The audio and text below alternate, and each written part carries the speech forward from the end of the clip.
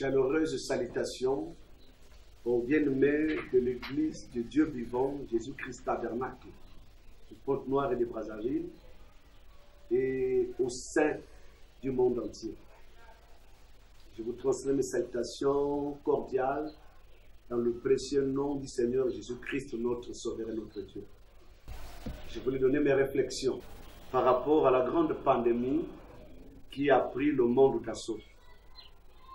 Je vais m'appuyer sur les Saintes Écritures et sur le message du temps de la fin apporté par le prophète William Aron Branham. Je m'en vais lire quelques écritures. Je suis dans Hébreux, premier chapitre, premier verset. Après avoir autrefois, à plusieurs reprises et de plusieurs manières, parlé à nos pères par les prophètes, Dieu, dans ce dernier temps, nous a parlé par le Fils qu'il a établi héritier de toutes choses. Par lui, il a aussi créé l'univers. Nous comprenons que Dieu a toujours parlé par les prophètes, comme l'apôtre Paul nous l'expose ici dans le livre des Hébreux. Après avoir autrefois à plusieurs reprises et de plusieurs manières à nos pères par les prophètes. La bonne traduction parlerait dans les prophètes. Dieu se sert toujours des prophètes pour apporter un message, soit pour avertir, soit pour délivrer, soit pour sauver, soit pour punir son peuple. Dieu a toujours utilisé les prophètes. Nous irons également dans Amos pour appuyer cette écriture. Je m'en vais lire dans Amos chapitre 3. Nous sommes au depuis le verset 6. Sonne-t-on la trompette dans une ville sans que le prophète et sans que le peuple soit dans l'épouvante? Arrive-t-il un malheur dans une ville sans que l'Éternel en soit l'auteur? Car le Seigneur l'Éternel ne fait rien sans avoir révélé son secret à ses serviteurs, le prophète. Et l'Écriture dit également dans Osée que c'est par un prophète que Dieu a fait sortir Israël hors d'Égypte, et c'est par un prophète que Israël fut gardé. Je crois que ça devait être au chapitre 9, 14, ou dans l'un des versets de ce chapitre 9, ou au chapitre 14. Je ne l'ai pas porté de main. Donc voilà, bien-aimés. Alors je voudrais dire que la pandémie du coronavirus a secoué, en train de secouer le monde, a pris le monde de plein fouet. Mais je voulais rappeler à l'humanité, rappeler que le monde n'en est pas à sa première pandémie, car les pandémies ont toujours frappé l'humanité. La terre a toujours été prise d'assaut par les pandémies. Donc nous allons remonter le temps pour rappeler certaines pandémies qui ont frappé la terre. Nous verrons également c'est quoi une pandémie. Quand on parle de pandémie, on parle d'une épidémie. C'est une épidémie qui devient une pandémie. Alors, en remontant le temps, nous allons parler des 10 pires pandémies.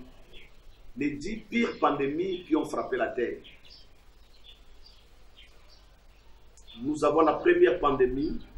Nous avons dans notre liste ici, c'était la peste d'Athénès. C'était en 430 avant Jésus-Christ. Et cette pandémie a causé 200 000 morts, suivie de la peste d'Antonine. C'est à l'an 166. Elle a causé 10 millions de morts. La troisième, c'est la peste de Justinien. C'était en 541 qui a commencé en Égypte, qui a causé entre 25 et 100 millions de morts. La quatrième pandémie, c'était la peste noire de 1347 qui a causé 100 millions de morts. Et la cinquième pandémie, c'est la fièvre jaune de 1648 qui a commencé en Amérique latine. La sixième, c'est le choléra de 1826 qui avait commencé en Inde, qui a causé 100 000 morts en France et plus d'1 million de morts en Europe. La 7e pandémie, c'est la grippe espagnole que nous connaissons tous, qui avait sévi juste après la Première Guerre mondiale. Donc c'était en 1919 et elle avait causé entre 25 et 50 millions de morts. La 8e, c'est la grippe asiatique de 1956 qui a causé 4 millions de morts qui avaient commencé en Chine, comme le coronavirus. Et la 9e pandémie, c'est la grippe de Hong Kong en 1968 qui a causé plus d'1 million de morts. Et la 10e pandémie, c'est le sida, que nous connaissons tous, qui a commencé à Kinshasa et jusqu'à nos jours, qui a causé 35 millions de morts.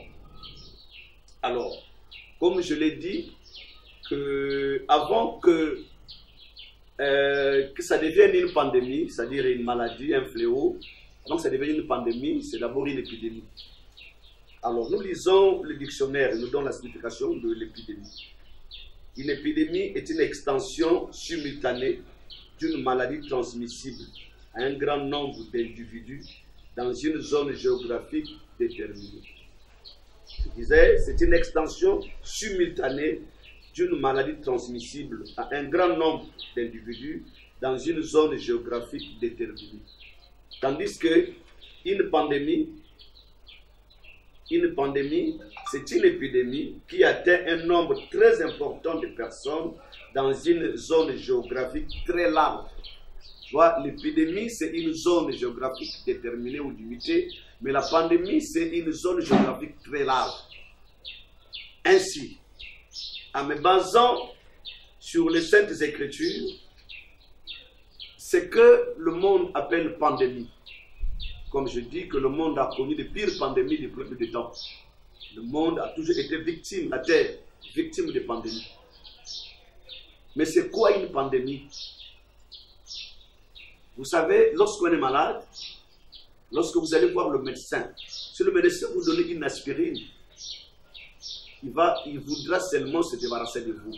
Mais si réellement il veut vous débarrasser de la maladie, il doit procéder par un diagnostic.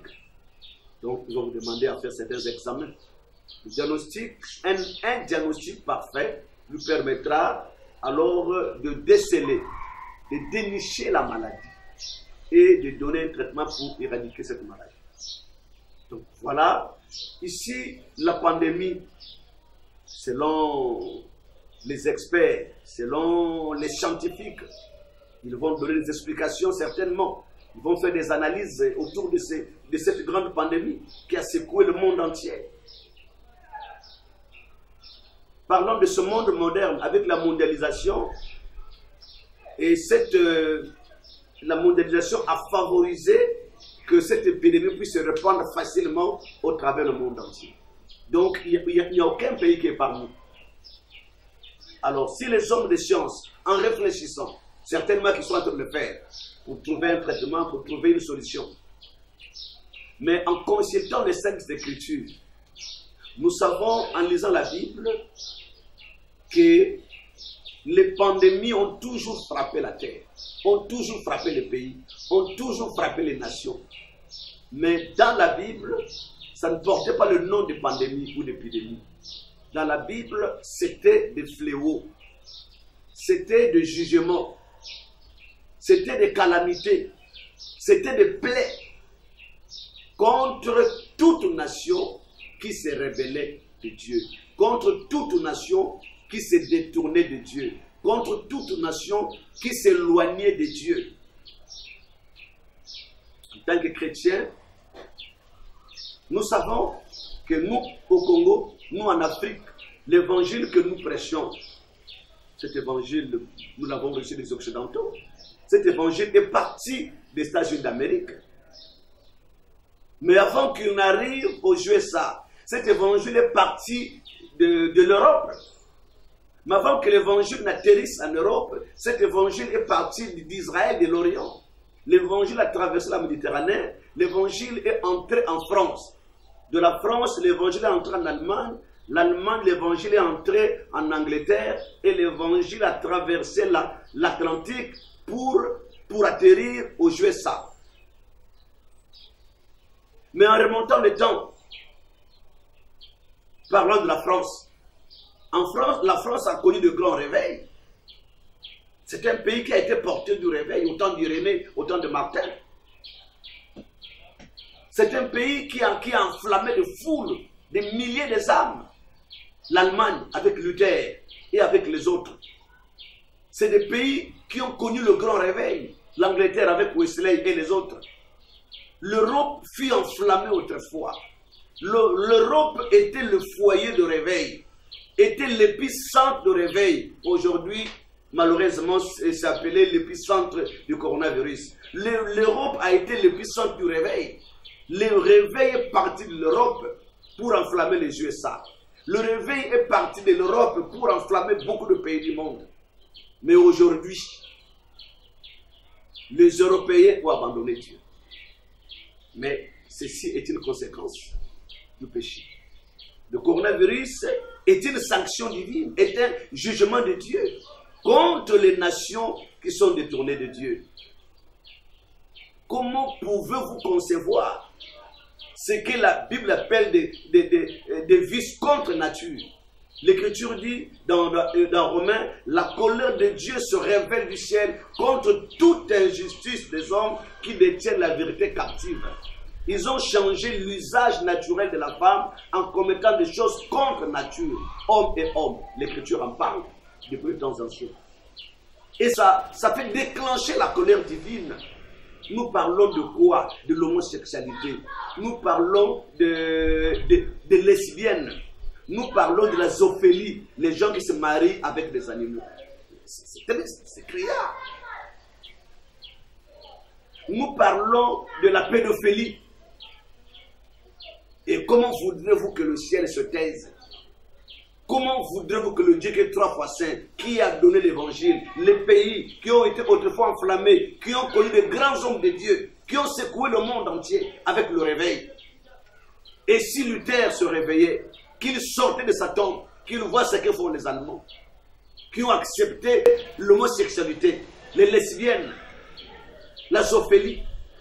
Et si Wesley sortait de sa tombe, voir ce qui se passe en Angleterre, si Irénée, Martin, Colomban, chacun d'eux sortait de leur tombe pour voir ce qui se passe en Europe, ils repartent sur leur tombe avec des larmes de Dieu. Ceci est une sentence. Ceci est une sentence divine qu'on appelle la pandémie ou l'épidémie. Mais dans les Saintes Écritures, si nous lisons dans Psaume 91, le verset 5, j'aimerais lire l'Écriture. Je prends le verset 5. Il dit, tu ne craindras ni les terreurs de la nuit, ni la flèche qui vole de jour, ni la peste qui marche dans les ténèbres, ni la contagion qui frappe en plein midi. La contagion, c'est une épidémie. La contagion, quand ça atteint beaucoup de pays, quand ça dépasse les frontières nationales, continentales, et ça atteint le monde entier. C'est ce qu'a fait le coronavirus. Ça a commencé à Wuhan, ça a traversé les frontières nationales, les frontières continentales, et ça atteint le monde entier. C'est devenu une pandémie. Mais dans la Bible, c'est une contagion. La peste a frappé également. Mais l'Écriture dit, tu ne craindras ni les terreurs de la nuit, ni la peste qui vole, ni la contagion qui frappe en plein midi. Quand tu es sous le sang de Dieu, tu es dans la zone de sécurité. Alors donc, en consultant les Saintes Écritures, les pandémies ont toujours frappé l'humanité. Mais c'était sous le nom de jugement, sous le nom de fléaux, sous le nom de calamités et de plaies. Prenons l'exemple de l'Égypte. L'Égypte fut frappée de 10 plaies. Pourquoi? L'Égypte avait rendu en esclavage des enfants d'Israël.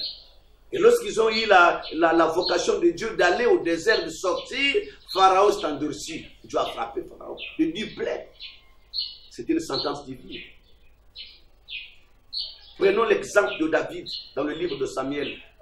Lorsque David a demandé au chef de son armée qu'on appelait Joab de faire le recensement de tous les pays. Et quand Joab a fait le dénombrement, David a compris qu'il avait péché contre lui parce que son cœur avait bougé. Il a su que Dieu n'était pas d'accord avec lui. Dieu a fait venir le prophète Gad. Et quand Gad est arrivé, il a proposé à David 3 fléaux. 7 années de famine, 3 ans de fuir,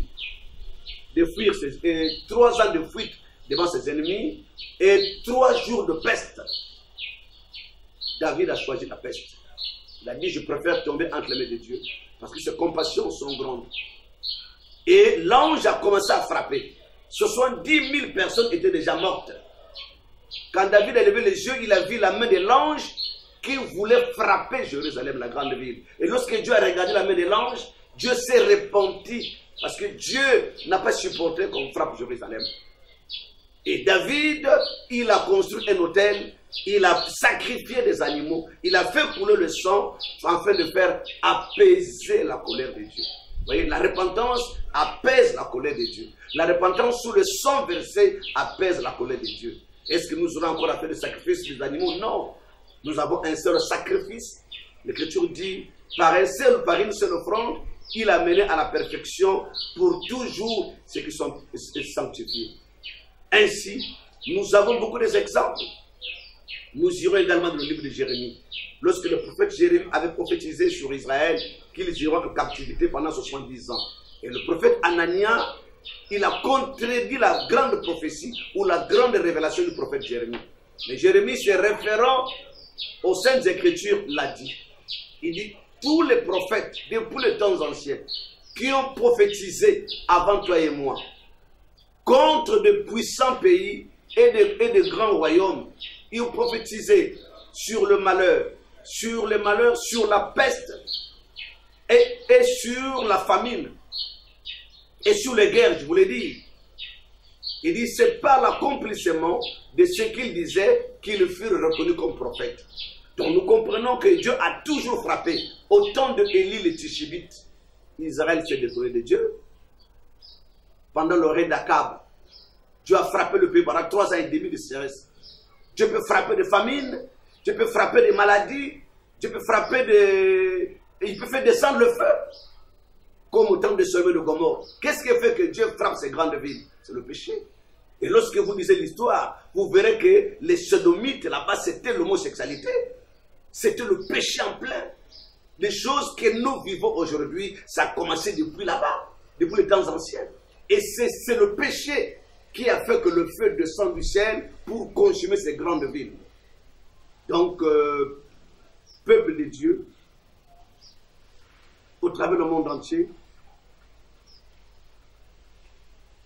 mon message, c'est pour faire savoir à tout le monde, à toutes les populations du monde, que le coronavirus est une sentence de Dieu.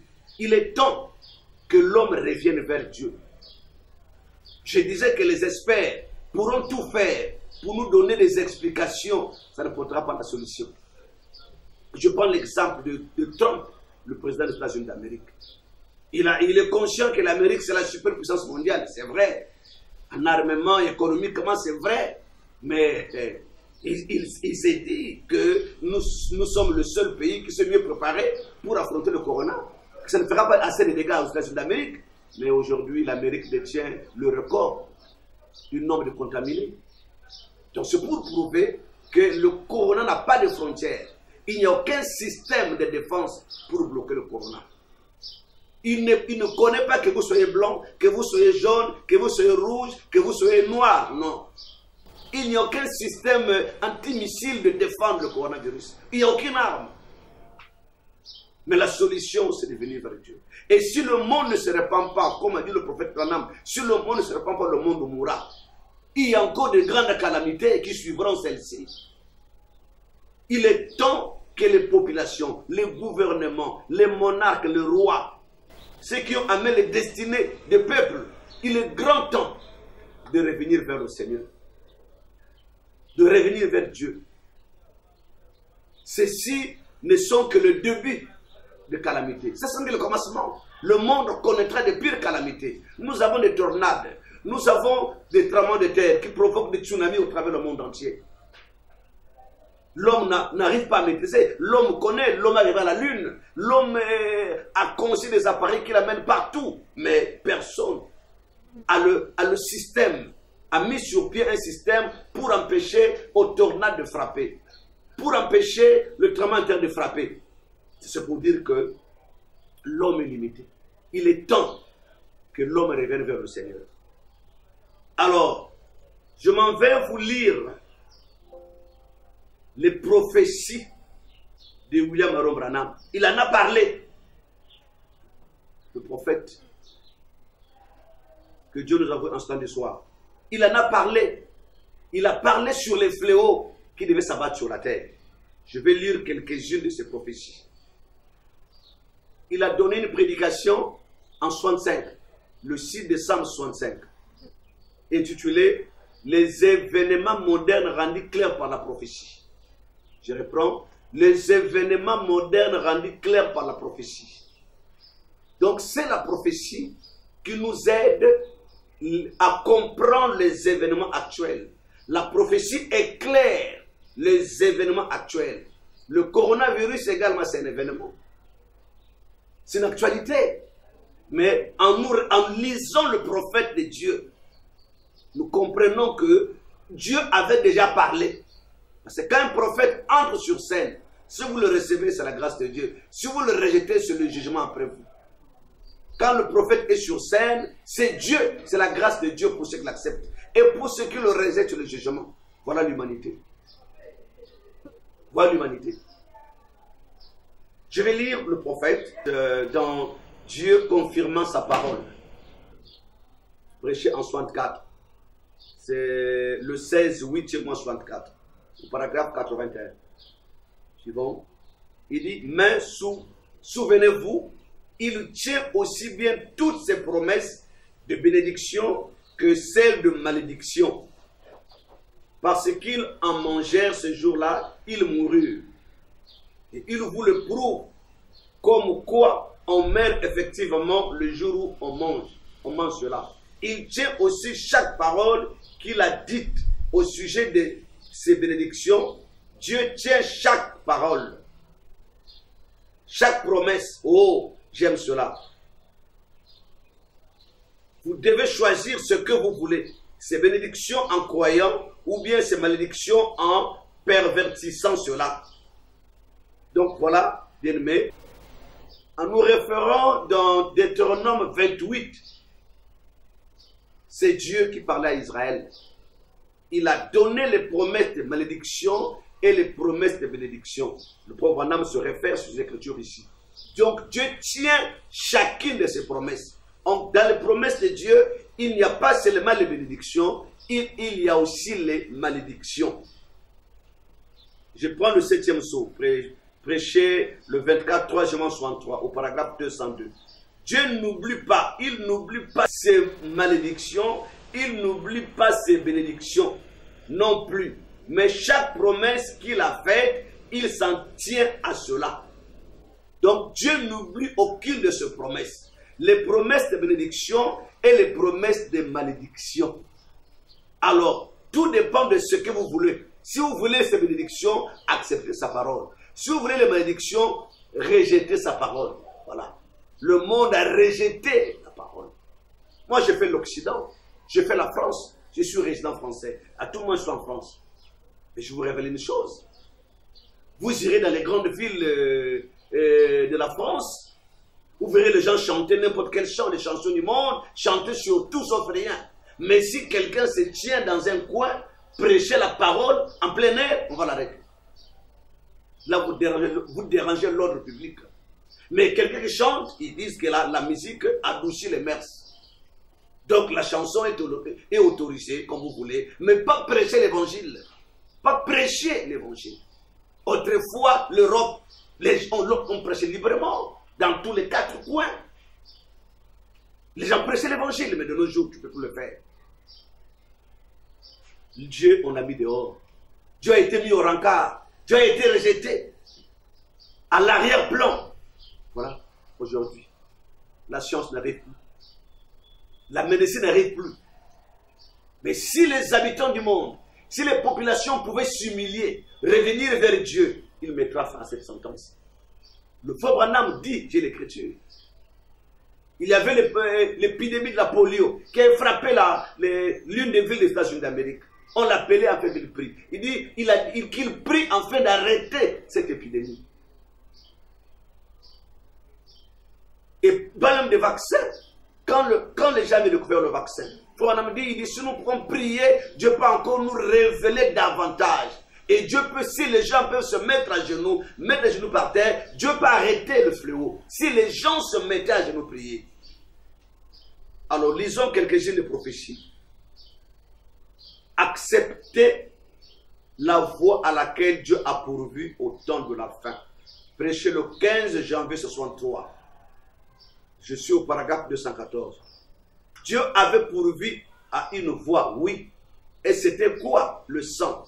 Dieu avait pourvu à cela, aussi simple que cela paraissait. Je commence au verset 213.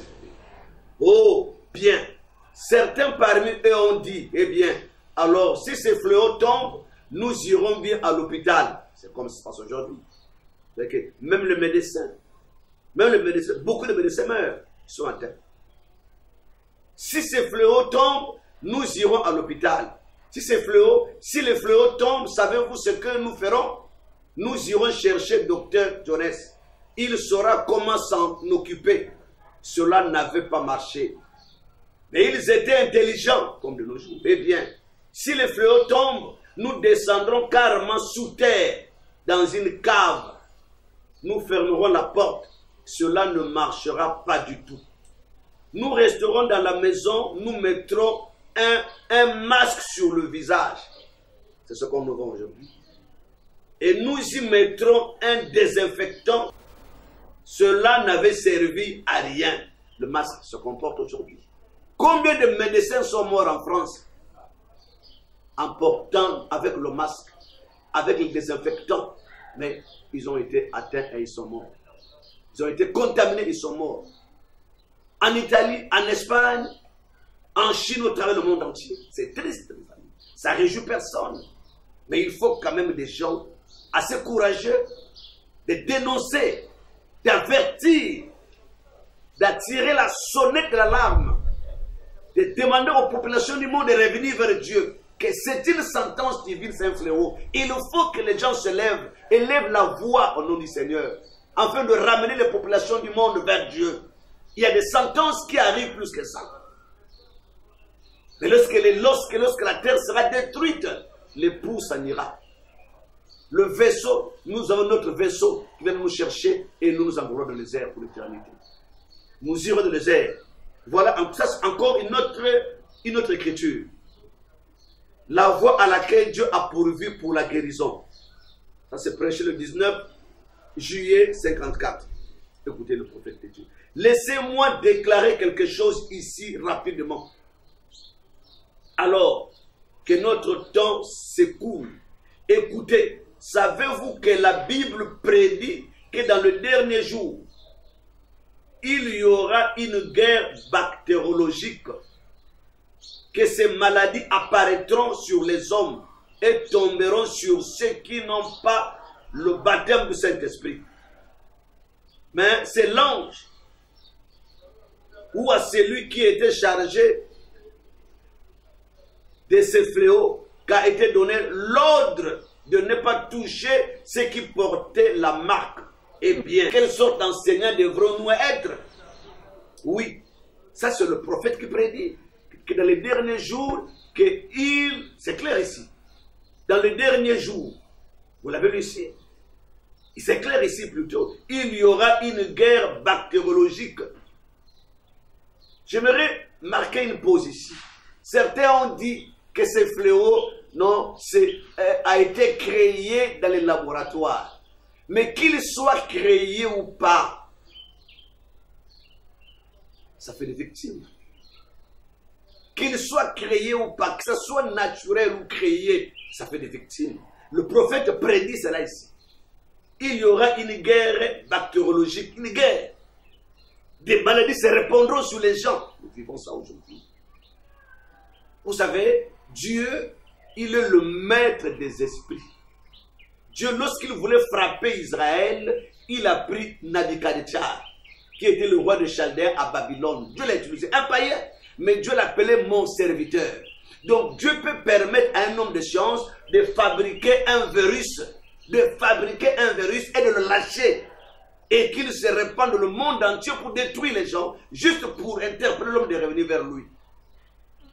Il a utilisé Nabuchodonosor, le roi de Chaldée de Babylone. Dieu l'a envoyé détruire Jérusalem. Détruire. Et il l'a fait. Il a détruit. C'est pour ramener que le peuple revienne vers Dieu. La Deuxième Guerre mondiale, nous avons nos analyses à propos. Mais que dit le prophète de l'âge? Il dit, Paris était devenu le puissant péché du monde. Tous les pays devaient aller en France pour aller prendre le péché. Dieu a frappé la France. Dieu s'est servi de l'Allemagne pour frapper la France. Et les Américains, Dieu le prophète, sont allés à leur secours. Il dit, Dieu frappera aussi l'Amérique. Parce qu'après Paris, alors le quartier général du péché, c'est Hollywood. C'est Hollywood, à Los Angeles. Dieu frappera.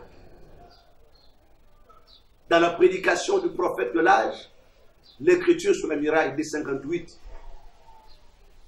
Dieu punit le péché individuellement, ou Dieu punit le péché national. Mais ce péché ici, ce n'est pas le péché individuel ou national, mais c'est un péché mondial. C'est le monde entier qui est dans le péché, qui a abandonné Dieu. J'ai entendu les Africains dans la naïveté dire que non, Dieu épargne les Africains. Qui t'a dit que Dieu épargne les Africains? Dieu épargne celui qui prend position pour sa parole. Dieu n'est pas le Dieu de noir, le Dieu de blanc, le Dieu de rouge, le Dieu de jaune. Il est le Dieu de ceux qui prennent position pour la parole. L'ange ici qui frappe, l'écriture dit, celui qui aura la marque sur son front ne sera pas frappé. Celui qui sera sous le sang. Quand l'ange a frappé en Égypte, l'ange destructeur, l'ange de la mort, quand il a frappé, il n'a pas regardé si un tel était Larry Villy, ou s'il était français, américain, ou s'il était asiatique. Non. Il a regardé à ce qui était sous le sang. Il dit, quand je verrai le sang, je passerai par-dessus. C'est le signe sur le sang. Ce qui épargne et que les gens arrêtent. C'est la naïveté en fait. Les gens sont ignorants et naïfs que non, Dieu aime le noir. Dieu aime le noir. Dieu aime celui qui aime sa parole. Dieu aime celui qui prend position pour la parole. Je continue, s'il vous plaît. Il a prédit la guerre bactériologique, Fabana l'a dit. Oh non, ce sont des scientifiques qui étaient en train de faire des exercices ou quoi, et voilà, un virus nous a échappé. Tout ça, c'est des histoires. C'est la sentence de Dieu. C'est Dieu qui a frappé. Prenons l'aveugle Bartimée. Prêchez le 7, 4e 56 au paragraphe 1. Mais pour commencer, Dieu est parfait. Il est parfait tout au long. Et il le sera. Il sera toujours parfait. Il ne peut pas l'être davantage. Et ensuite, lorsqu'une crise a surgi là, et que les gens avaient besoin de la guérison dans leur voyage de l'Égypte vers la terre promise, et Dieu alors a frayé une voie de la guérison pour eux, parce que les gens en avaient besoin. Écoutez, leurs médecins ne pouvaient pas les aider, et les serpents les mordaient, et les gens mouraient, et tout le remède qu'ils appliquaient ne le guérissait pas. Et si Dieu a pourvu à la guérison pour eux à l'époque, et qu'aujourd'hui on a le cancer, les maladies cardiaques, et des maladies que nos chers médecins ne savent pas traiter. Et si nos médecins n'arrivent pas à trouver quelque chose pour nous aider, ne pensez-vous pas que Dieu est obligé de faire quelque chose si la même sorte de crise surgit? Amen. Dieu peut le faire. Et Dieu doit le faire. Dieu le fera. Je suis au paragraphe 22. Si je puis dire ceci de tout mon cœur, en tant que ministre chrétien, ce soir, si chaque âme aux États-Unis, dans le monde entier, au Congo, et dans le monde entier, c'est moi qui commente, dans le monde entier, si chaque âme aux États-Unis peut se tourner vers Dieu de tout son cœur, de toute son âme, et croire en lui de cette manière, Je déclare que le cancer, les troubles cardiaques et tout ce qu'il y a en Amérique et dans le monde, ce coronavirus, ces problèmes seront réglés sur le champ. Ça sera réglé sur le champ. Si le monde tourne vers Dieu, l'attitude qui est Dieu, c'est une prédication. Et ça, c'est la prière du prophète. Il priait, mais vous entendez des choses profondes. Non, c'était un homme authentique, un prophète de Dieu. Dans sa prière, il avait déjà vu les fléaux qui tomberont sur la terre. L'attitude qui est Dieu. Prêchez le 15 8 mois 50. Suivez mes rabbis. Oh, il dit, accorde Seigneur que quelque chose soit dit ou fait ce soir, qui fera que les rebelles viennent à Christ. En effet, nous croyons et nous pressentons que de grands jugements planent sur ce pays. Des grands, pas de petits. Il pressent alors qu'il prie. De grands jugements planent sur ce pays. Dans les derniers jours, des plaies, des germes, des maladies sont déjà reproduits pour être répandus à travers les nations. Déjà préparés. Et ça, c'est pas une prophétie. Là, la prière faite en 1950, s'il vous plaît. Donc, ça fait 70 ans. 70 ans pour que cette prière était faite. 70 ans, s'il vous plaît. Nous croyons et nous pressentons que des jugements planent. Oh mon Dieu.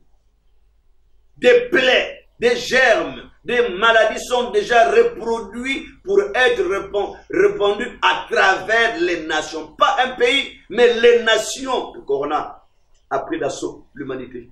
Aucun médecin ne sait même pas comment maîtriser cela. Oh Dieu, il nous faudra donc croire dans la guérison divine. Comme les nations reproduisent des germes et les accumulent pour les larguer par des bombes et des millions en mourant dans l'espace d'une heure. Voilà. Les nations reproduisent les germes. Dieu, Frère Branham dit, Dieu ne détruit rien. C'est l'homme qui se détruit lui-même. L'homme se détruit lui-même. Et le prophète nous explique comment s'est produit le déluge. Les Écritures nous disent qu'il y a eu la pluie de 40 jours. Mais le prophète va plus loin. Il dit qu'à l'époque de Noé, l'homme avait la maîtrise de la bombe atomique. L'homme manipulait, l'homme avait la maîtrise. Et ils se sont largués des bombes. Et la bombe atomique avait basculé l'axe de la terre. Et l'a éloigné du soleil. Et ça a fait monter l'humidité. Et ce qui a produit le déluge. Voilà comment Dieu fait. Dieu laisse l'homme se détruire lui-même. On a dit, quand une nation est païenne, Dieu se sert de ses lois pour accomplir sa parole. Voilà comment la bombe atomique a reculé l'axe de la terre. Et pour que l'humidité monte, et ça détruit, ça fait jaillir de l'eau. La pluie est tombée. Il dit, c'est ce qui se passera, parce que l'Écriture dit que la terre passera. La terre sera brûlée. C'est ce que la promesse nous dit. Mais ça passera comment? En fait, c'est la même chose. La bombe atomique, aujourd'hui, dans les hangars, en Russie, aux États-Unis, en France, en Angleterre, en Chine et partout, les bombes atomiques sont en attente. Mais elles ont été fabriquées pourquoi? Pour être larguées un jour. Et même le scientifique, comme Poutine l'a dit, Poutine dit, et s'il y a une troisième guerre mondiale, alors ça sera la fin de l'existence de l'homme sur la terre. Ça sera la fin. Ça sera la fin. Il dit que la 4e guerre mondiale, les gens vont se battre avec des machettes, avec des haches, avec des flèches. Ils vont repartir à l'état primitif. Parce qu'il n'y aura plus rien. Ça sera la destruction simplement de la civilisation. Il n'y aura plus rien sur terre. Et alors, il dit, ce qui s'est passé au temps de Noé, c'est la bombe atomique qui avait basculé l'axe et qui a fait reculer la terre, loin du soleil. Et il dit, présentement, ils vont encore larguer les bombes, alors ça va rapprocher la terre du soleil. Et c'est ce qui va déclencher le feu. la terre passera avec fracas. Je vais lire encore le prophète. La tempête qui approche, prêché le 29, 2e 60. Paragraphe 138.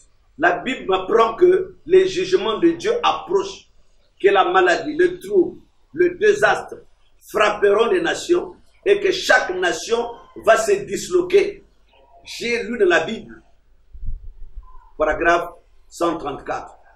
Nous voyons les journaux et les tempêtes qui approchent. Lorsque vous rentrerez chez vous ce soir, faites-moi une faveur. N'allez pas au lit avant que vous ayez lu Apocalypse chapitre 8. Vous voyez les fléaux et la tempête qui approchent et qui frapperont la terre.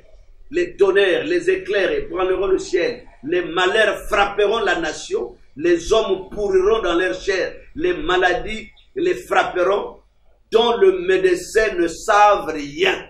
Paragraphe 107.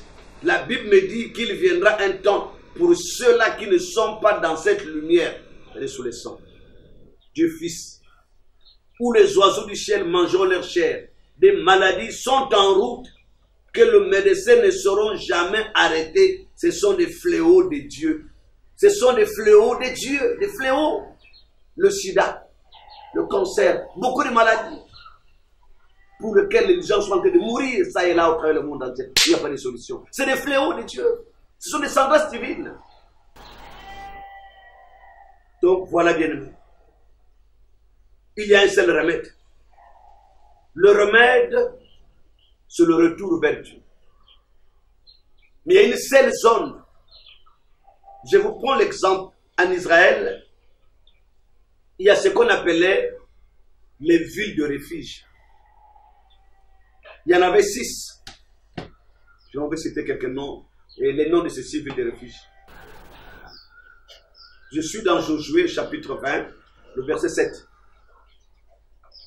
C'est Dieu qui donne les instructions. Que parmi les villes que vous aurez, vous allez choisir 6 qui seront des villes de refuge.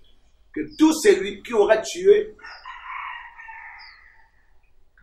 par inadvertance, par mégame, qui aura versé le sang, comme c'était le temps de Dieu, don pour don et pour œil. Celui qui tue par l'épée mourra par l'épée. Mais celui qui avait tué involontairement, pour éviter que le vengeur puisse verser son sang, il devait fuir dans l'une des villes de refuge. Une fois dans ces villes-là, même si l'on le poursuivait, les anciens intervenaient pour lui de la ville. Il est déjà ici, là, parce que sa cour sera examinée. On ne peut pas le toucher. C'était 6 villes de refuge. Je vais les lire ici. Josué 27. Ils consacrèrent Kedesh en Galilée, dans la montagne de Nephtali. C'était la ville de refuge. Une ville plutôt. Shichem, dans la montagne d'Ephraïm. 2. Et Kerjat Arba. 3. Qui est Hébron, donc on peut appeler ça Kerjat Arba ou Hébron. 3. Dans la montagne de Juda. Le verset 8. Et de l'autre côté du Jourdain, à l'orient de Jéricho, ils choisirent Béther, dans le désert, dans la plaine, dans la tribu de Ruben. Ramoth en Galade, dans la tribu de Gad, et Golan en Bassan, dans la tribu de Manassé, 6 villes. Et c'est des villes qui servaient de refuge. Vous savez que c'était des types, c'était des ombres, c'était une préfiguration, une image.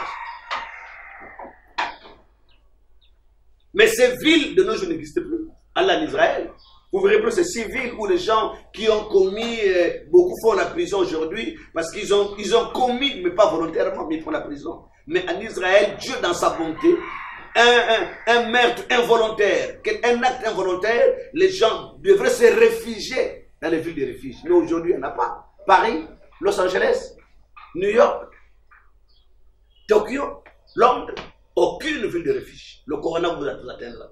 Il n'y a aucune ville là où on se mettra en sécurité. Aucune ville. Même si vous allez à Ramoth en Galade, à Hébron, c'était des types de sombres. Mais, suivons le prophète, parlant de ces villes, de qui parlait-il? C'est de Christ. C'est lui notre lieu de refuge. Tout celui qui se cache en Christ, sous le sang de Jésus, aujourd'hui, il est en sécurité. Il est en sécurité. Ni le sida, ni toutes ces calamités, toutes ces on appelle pandémies, tous ces fléaux qui frappent la terre aujourd'hui. L'homme de chance veut rajeunir. L'homme de chance veut vivre longtemps. L'homme de chance veut consulter des experts en médecine pour qu'ils vivent longtemps. Mais ça ne marche pas toujours. Ça ne marche pas. Ou ils ont trouvé la cellule qui ferait que l'homme vive éternellement. Ça ne marche pas toujours. La sœur Henriette Fouamba de Kisasa, elle a chanté une chanson. La race humaine, pourquoi est-il tombé si bas? Qu'est-ce qu'elle a fait la race humaine? Elle a abandonné les bêtes domestiques, reconnaissent leur maître. Mais l'homme a oublié son créateur, le Dieu d'amour, Jésus. Voilà, voilà le coronavirus. Voilà la sentence. Et mon fils, Rodez, a chanté dans sa chanson intitulée L'apologie du grand livre. J'ai sondé le cœur de l'homme pour en connaître son plus grand soupir. Il a sondé le cœur de l'homme. Oh, que Dieu bénisse ce jeune homme. Pour connaître son plus grand soupir. Quel est le rêve de l'homme? Qu'est-ce qu'il désire de plus? C'est de vivre éternellement. Mais Jean 3,16, Dieu a tant aimé le monde qu'il a donné son Fils unique, afin que quiconque croit en lui ne périsse point, qu'il ait la vie éternelle. Voilà la vie éternelle. Et dans un homme. Et dans un homme, Jésus-Christ. Le salut n'est qu'en lui. Ce n'est pas les religions qu'on nous apporte ça et là. Le salut est en Jésus-Christ. C'est le salut pour l'humanité. L'humanité, si les musulmans veulent être sauvés, le salut est en Christ.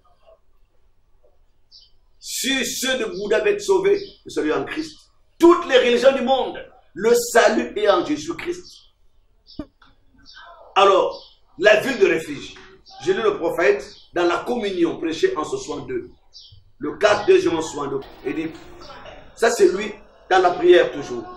Comment les enfants d'aujourd'hui qui sont remplis de l'esprit peuvent-ils prophétiser de bonnes choses sur un peuple indifférent et souillé par le péché qui a mis le Seigneur à la porte? Voilà la vérité d'aujourd'hui. Oh Dieu, nous ne voyons que l'amertume du jugement qui attend.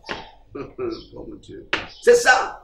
Comment les enfants d'aujourd'hui qui sont remplis du Saint-Esprit peuvent-ils prophétiser de bonnes choses sur un peuple différent et souillé par le péché qui a mis le Seigneur à la porte? Oh Dieu, nous ne voyons que l'amertume du jugement qui attend. Et nous crions à ceux qui ne sont pas en ordre. Moi aussi je le fais là. Je crie ici. Nous crions à ceux qui ne sont pas encore en ordre. Fouillez vers le Seigneur. Comme cela fouillait dans la ville de refuge. Fouillez vers le Seigneur.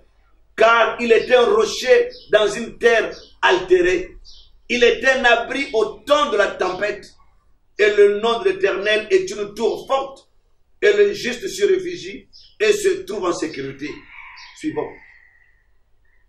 Il dit, comme nous pouvons penser à ces grandes villes qui étaient construites pour servir de refuge, les 6 villes qu'on vient de citer là.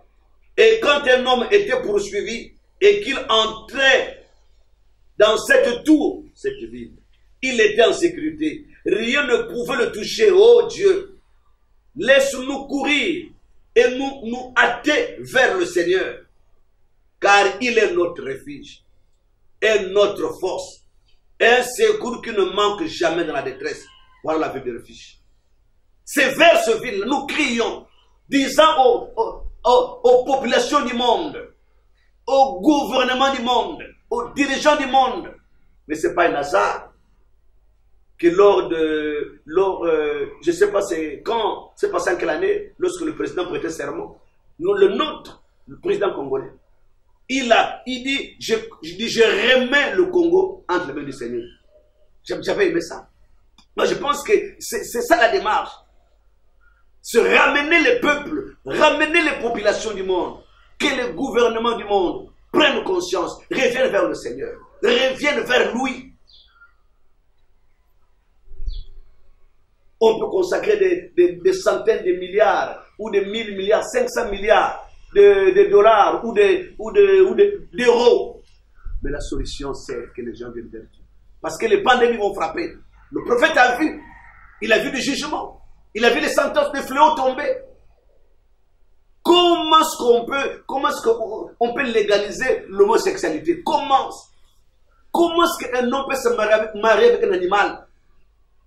Comment est-ce que deux hommes peuvent se marier et le maire célèbre ça? Même des croyants de faux, les pasteurs croyants, célébrer ou officier le mariage des homosexuels. Ça, c'est la dépravation. La dépravation. Et voilà les conséquences aujourd'hui, c'est des maladies pour lesquelles on ne sait plus que faire. Oui, il y a une ville. Il y a une ville de refuge. Nous crions pour envoyer les gens vers dans la ville. Nous crions pour hâter les pas, pour courir. Parce que Satan nous poursuit. Tout le temps qu'on est passé dans le monde, on a commis des dégâts involontaires. Vous savez, l'homme est né de le péché, ce n'est pas son choix. Ce n'est pas son choix, le péché, ce n'est pas notre choix. L'homme est pécheur par nature. Non seulement par désir, mais par nature. Et pour tous ce que nous avons commis le monde, Satan nous poursuit. Mais nous avons une vie de refuge. Satan nous poursuit. Toi, tu mentais. Toi, tu as fait ici la fornication adultère. Moi, nous fouillons dans la vie de refuge qui est Christ.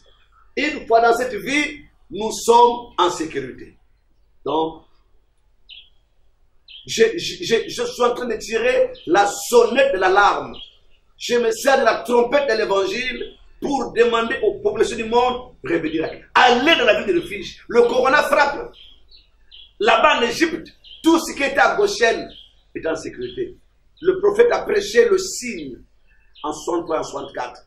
Dira lui-même que s'il y a eu une prédication qui devait être la suite de cette chose, c'est le signe. C'est le signe. L'ange frappait. L'ange, il ne regardait pas que non, moi je suis un tel, ce n'est pas à ton titre, à tes diplômes, à ta race, mais lui, ce qu'il voit, c'est le sang. Il dit, quand je verrai le sang, je passerai par-dessus vous. C'est le temps d'appliquer le sang, le signe, le baptême du Saint-Esprit, de revenir à lui. Alors,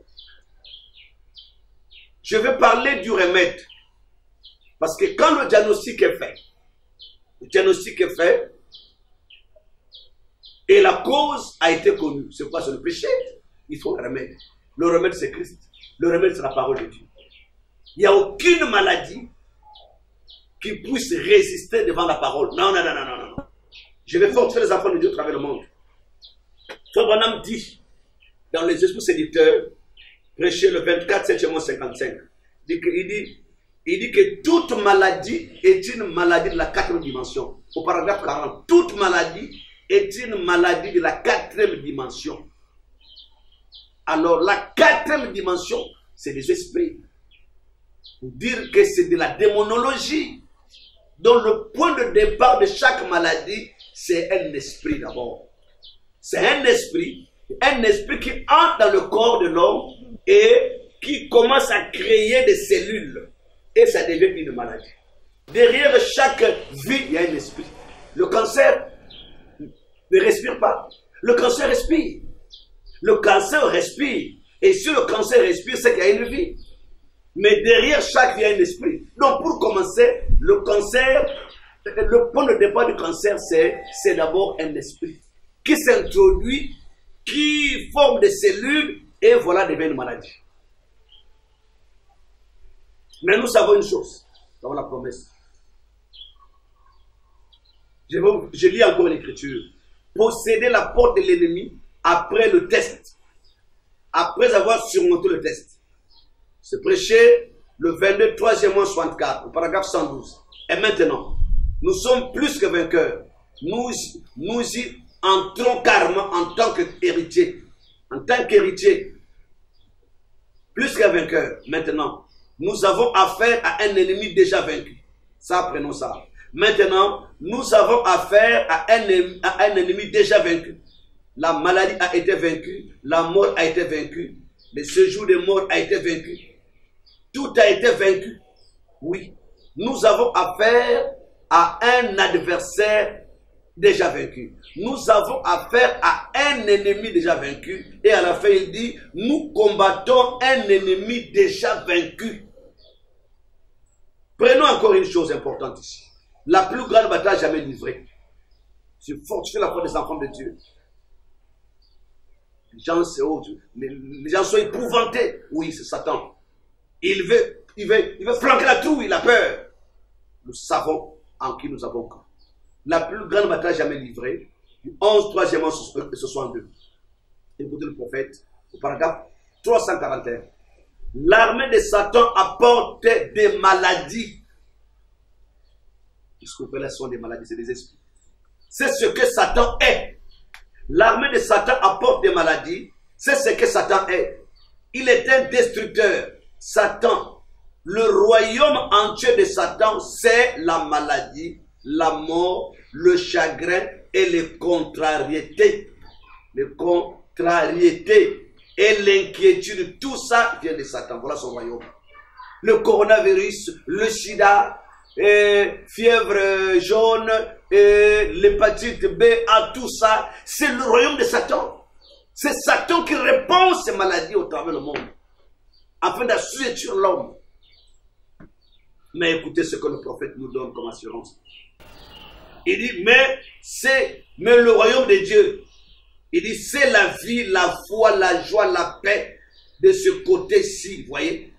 Je continue. Paragraphe 343. Satan qui vous suit partout. Cet imposant Goliath, à l'allure très royale, très sacerdotale, qui cherche à vous flanquer la trouille. Il est dans son droit. Voilà.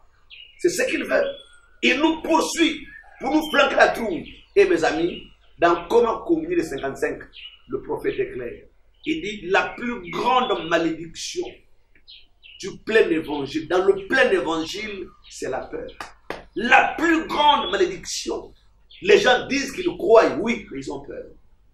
Et Branham a trouvé, il a diagnostiqué, il a vu que la peur, c'est la plus grande malédiction dans le plein évangile, parmi les croyants du plein évangile. La peur. Il dit la peur vient de Satan. La peur n'a aucune vertu. La peur vous abat. Mais la foi, c'est elle qui produit le résultat. La foi vient de Dieu, la peur vient de Satan. Il dit encore que la peur est un obstacle. Dans la grande église chrétienne, la peur, c'est un obstacle. Oui, si nous avons foi, tout est possible à celui qui croit. Rien n'est impossible à Dieu. Job dira, ce que je crains, c'est ce qui m'est arrivé. Et si la chose lui est arrivée, c'est parce que Job craignait que ça l'arrive. L'apôtre Pierre, dans la barque, ils ont vu Jésus marchant sur l'eau. Il dit, si c'est toi Seigneur, ordonne que je vienne vers toi. Quand il a cru, il a marché sur l'eau. Mais lorsqu'il a vu les vagues monter, il a eu peur. Et il commença à se noyer. La peur. La peur. Même si vous entendez des cris à gauche et à droite, votre maison est cernée de gauche à droite par des cris de mort. Nous sommes à vos chaînes. Nous sommes en sécurité. C'est le temps de faire la paix avec quiconque. C'est le temps de repasser sa vie au peigne fin. De se mettre en ordre. C'est le temps, mes amis. De faire des réparations. Parce que ces jugements ici, ce sont des signes. Le temps, il n'y a plus de temps. Que Jésus revienne bientôt. Bientôt, notre vaisseau viendra nous chercher. Et nous allons partir.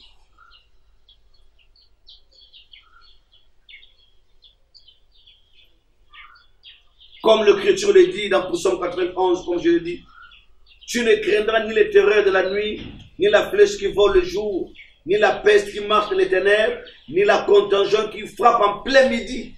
Voilà la vérité. Je prends l'exemple ici dans la prédication, comme je le disais là. Pourquoi prêcher le 26, 11e, 60, paragraphe 45. Écoutez, Papa il dit, vous savez, il y a un temps où il n'y avait pas, où le monde n'avait pas un seul vaccin contre la variole. Beaucoup sont morts de la variole parce qu'il n'y avait pas de vaccin. Il n'y avait pas de vaccin contre la diphtérie. Mais maintenant, vous pouvez être vacciné contre cela. Quand une épidémie se déclare dans une ville, vous allez rapidement prendre un vaccin contre la variole ou une piqûre contre la diphtérie. On a le vaccin, il dit, je suis reconnaissant pour cela. Suivez, hein, ce que je vais lire là, suivez, c'est important. Je suis reconnaissant pour cela, je suis content pour cela, je suis content que nous l'ayons. Et le vaccin de salpe pour les petits enfants, je suis reconnaissant au Seigneur pour cela. Voilà, au Seigneur.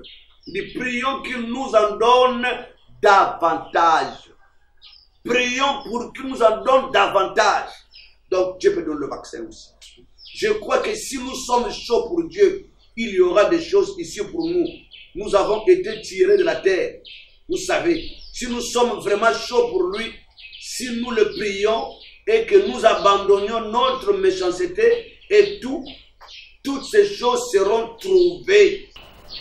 Mais pour vous qui croyez, Dieu a un remède qui dépasse cela. Vous voyez? Donc, si nous pouvons prier l'humanité, les gouvernements, les organismes, l'ONU, que les gens se retrouvent, prient. On m'a dit que le président de la Tanzanie, qui est allé sur la montagne prier, c'est quand les gens ont vu dans les réseaux sociaux, je n'ai pas vérifié si c'est vrai, une bonne chose, que le président brésilien, il a demandé qu'il y ait un jeûne, que l'on prie, que le pays, que les gens puissent prier, que même le pape a parlé d'un nouveau ordre mondial. Le 20 avril, les gens devaient se retrouver à la place Saint-Pierre pour la prière. Voilà. Ça interpelle les religieux, ça interpelle les croyants, ça devrait interpeller tout le monde. Mes amis, le coronavirus, c'est une pandémie, c'est vrai, mais la Bible l'appelait un fléau, une plaie, un jugement, une calamité, une punition de Dieu envers l'humanité pécheresse qui s'est tournée vers les vices, vers la dépravation des mœurs et abandonné Dieu. Frère Branham nous parle également ici, comme je l'ai dit, qu'il avait prié pour l'épidémie de la polio. L'épidémie de la polio, on a dit de prier pour cette épidémie. Frère Branham a prié. Donc nous pouvons aussi prier pour faire taire les épidémies, pour faire taire les pandémies. Alors, voilà ma réflexion en me basant sur les Saintes Écritures et sur le message de Dieu apporté par le prophète William Branham, lui qui est le messager du 7e ange, en conformité avec l'Écriture, Apocalypse 17, mot conjoint la voix du 7e ange, lorsqu'il sonnerait la trompette, le mystère de Dieu s'accomplirait. Il a conclu de même Malachie 4.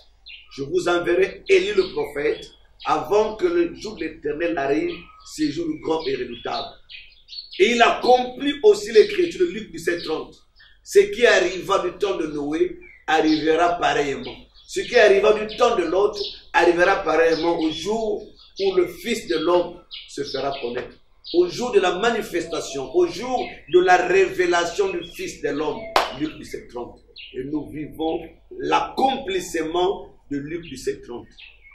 Alors, pour ceux qui aimeront me contacter, mon numéro de téléphone, c'est plus 242 06 929 24 65. Vous aurez également mon mail. Voilà mes réflexions en me basant sur le message du prophète William Branham et sur la Bible, les Saintes Écritures. Je vous aime très fort dans l'amour de Dieu vivant. Que Dieu bénisse richement. Shalom. Merci.